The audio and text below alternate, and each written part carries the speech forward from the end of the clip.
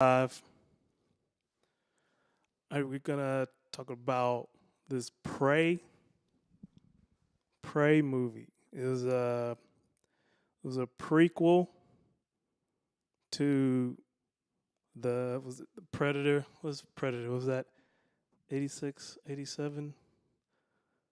Get to the chopper. Anyway, this is a prequel to that. It's like the Predator's first contact, or the Predator aliens' first contact with Earth, and they happened to land. This is like what 18th century, like 1771 or something, and it landed in on a Comanche territory, and the hold on, it's hot. Let me turn the air conditioning on. All right, so yeah, it lands in Comanche territory, Comanche Indian, and the and one of the Comanche girls, she she's a hunter. She's also a gatherer.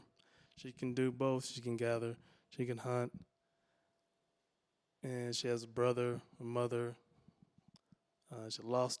They lost their father, so her brother's also a hunter, right? And but what was her name? Naru. I think Naru in the movie, she she wants to hunt. And she wants to get that first, like, she wants to hunt a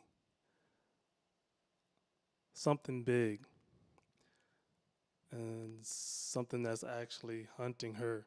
And I think her brother says it in the movie. You have to hunt what's hunting you. And yeah, it was a good. I thought it was a good movie. It reason I call it a narrow escape is because there's some kind of Mary Sue stuff in there. And I think she almost dies like 2 or 3 times before she even sees the predator, right? And it was funny. I'm like, and she almost died there. She almost died there, and right there. But yeah, I recommend it. Check it out. It's a great flick if you're into the Predator lore. So it's not a an origin story of the Predator. It's just the Predator's first contact with Earth, seemingly. Yeah. So we're also gonna go into. Hold on, let me find it. Gonna go into this article on the movie. Give me one moment.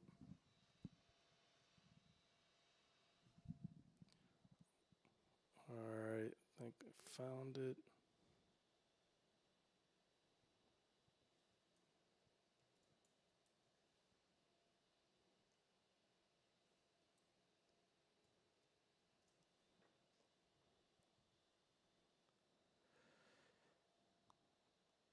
Anyway, I lost my overlay. Give me a moment. I'll find it again.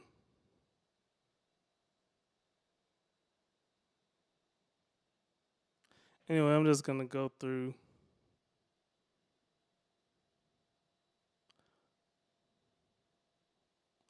Oh, so yeah, I got. There we go. Technical difficulty solved. All right, so this is from Yahoo Entertainment, article by Kevin Palawi. and this was from Thursday, the August 4th. And here we go. Yeah, Dan Trachtenberg, filmmaker. Oh yeah, also this was. Want to say I read something. This was the first all Indian cast on a movie. I could be that might be incorrect, but uh, anyone knows, correct me if I'm wrong. Anyway, here we go. Prey, how Predator prequel makes history as Hollywood's first franchise movie to star all Native American cast. Okay, yeah, there we go right there. So, find out if that's true. Okay.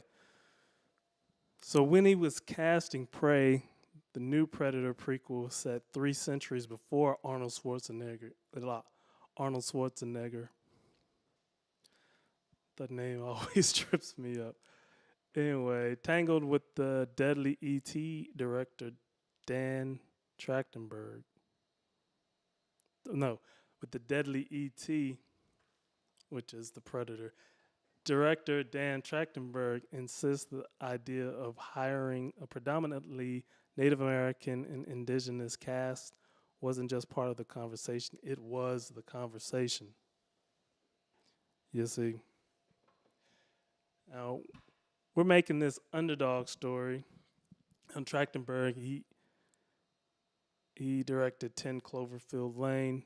He tells us during an interview where he was joined by producer Jane Myers and stars Amber Midthunder and Dakota Beavers. Now, Amber Midthunder, I remember her from the Legion show on FX, the Marvel show. And that show is definitely, I'd say it was one of the top 3 Marvel television shows so far. Top 3 easily. Maybe even the second best. With Daredevil being, at least Daredevil season 1 and 2. Season 3 is kind of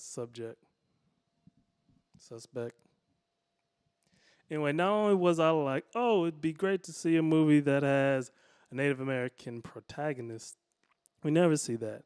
But even more so for this movie, we're making the story about someone who is not really seen and trying to say, I deserve to be doing what I'm doing, and have that also be about people that in media, pop culture are often regulated to playing the sidekick or villain, never the hero. Praise hero Naru, a young Comanche woman, 1719, who yearns to leave the gathering behind and become a hunter.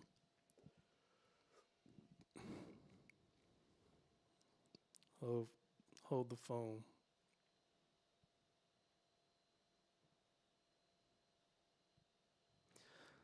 Become a hunter,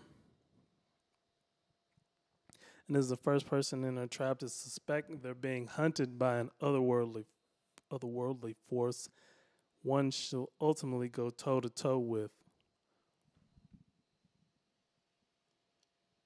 It means everything in the world, Mid-Thunder says of the film's groundbreaking casting.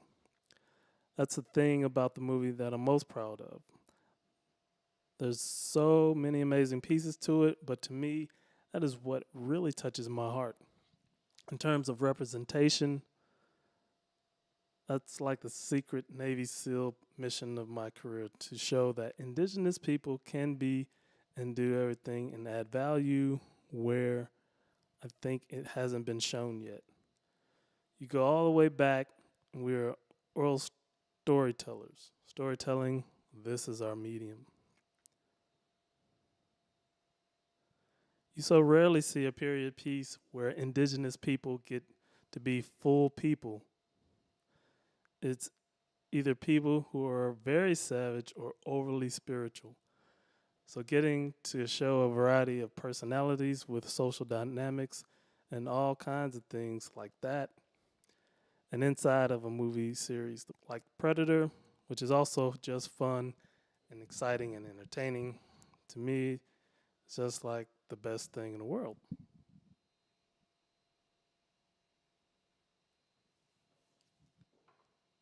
Dakota Beavers, who makes a screen debut as Naru's brother, Ta- Taba, agrees.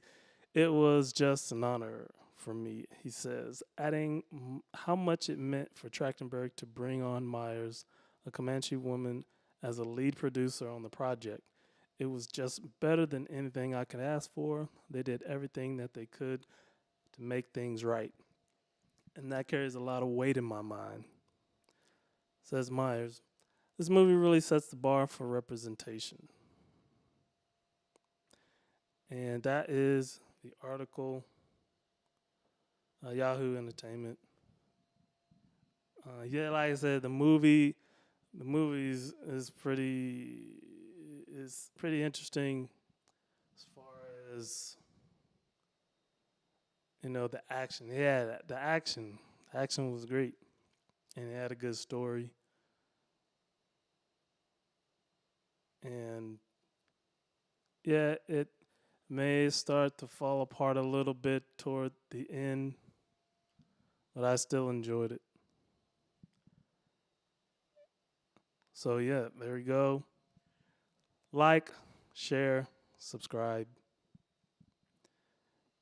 and we shall return.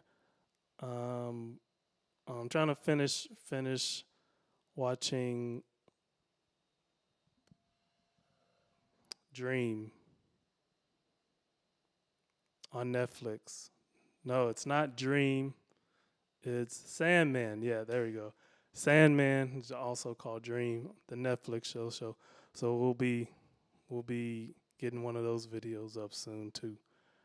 All right, we're gonna sign off now. But yeah, like, share, subscribe, and we shall return. Madvillainy. Peace.